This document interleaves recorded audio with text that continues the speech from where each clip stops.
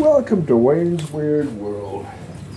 I was packing up, putting things away, time to go feed the chooks, and then I discovered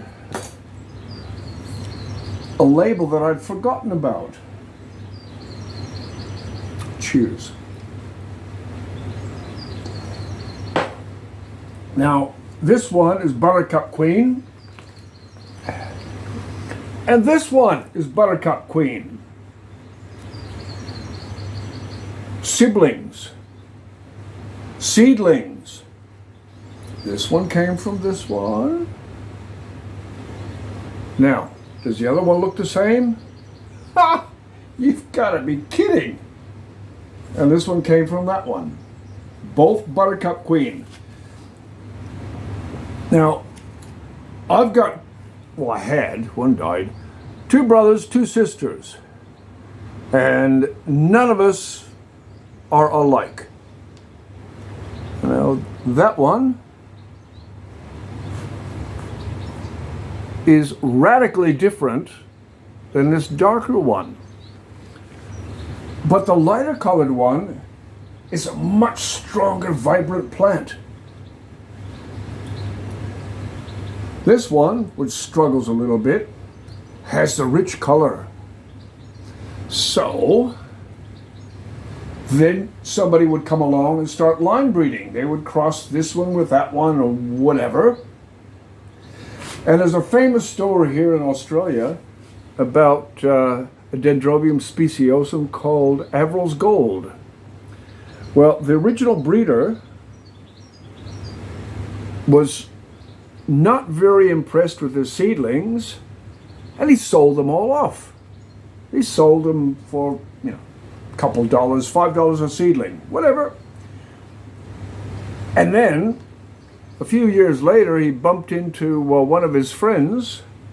He was going off to, I understand, another orchid show somewhere up northern New South Wales or Queensland. And here's this speciosum that he had sold to this guy, and it was drop dead gorgeous. A lot of the seedlings had died, a lot of the seedlings had struggled, some of them just didn't come good. They weren't worth even bothering with, but this one, Averil's Gold became its name, was drop dead gorgeous. So I've got several flasks over there from Dendrobium, National White, Windermere Cross.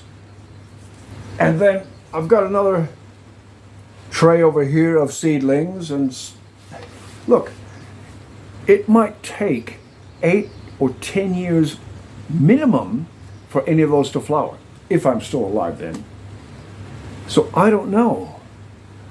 But this is really interesting. And I'd forgotten that I had more than one.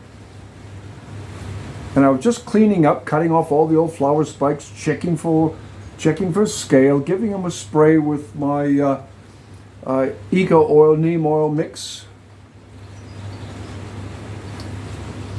And the difference. I had this one inside, and this one I cut off, and it was just about ready to throw away when I looked at the label. And I thought, whoa, this is a lot of fun.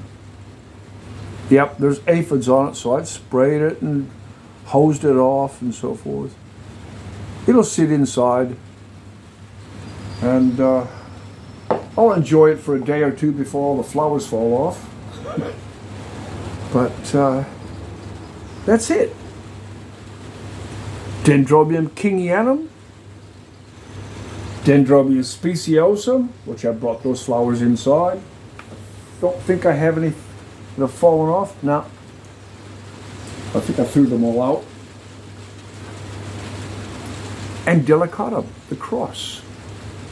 And then you start crossing and crossing, and you deflask and you put them in trays, and you don't know what you're going to get for X number of years. And like brothers and sisters and cousins, they're not all the same. That's what's fun. That's the fun part. If you're patient and young enough to enjoy it. Well, that's not a point. Or you go out and source out different cultivar or different crosses from that same cross. So you still have, where's that label? Yeah. So you still have Dendrobium, class Zip, crossed with speciosum, Buttercup Moon, or Buttercup Queen, okay?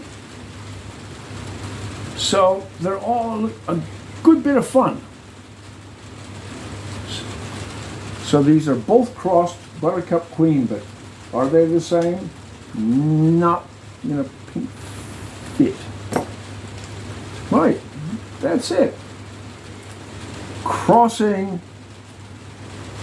orchids. Dendrobium delicatum, which is a natural hybrid that people have hybridized, or not hybridized, crossed between speciosums and kingianums. And they get all these other variations. And how much better can that be? Well, give me a dozen or two and I might be happy. That's it. Wayne's Weird World. See you next time. Cheers.